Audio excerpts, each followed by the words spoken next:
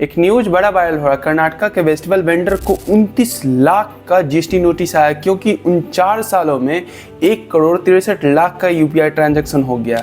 और इस घटना के बाद कई लोकल वेंडर ने अपने यूपीआई स्कैनर को हटा दिया और वहां पर लिख दिया नो यूपीआई ओनली कैश। देखो 2015 में डिजिटलाइजेशन होने के बाद फिर नोटबंदी हुआ, फिर जीएसटी आया, उसके बाद आपके जितने भी ट्रांजैक्शन है यूपीआई ट्रांजैक्शन उन सब चीजों पे नजर रखा गया और एक रूल बना कि 40 लाख का ईएलडी टर्नओवर है तो आपको जीएसटी भरना पड़ेगा।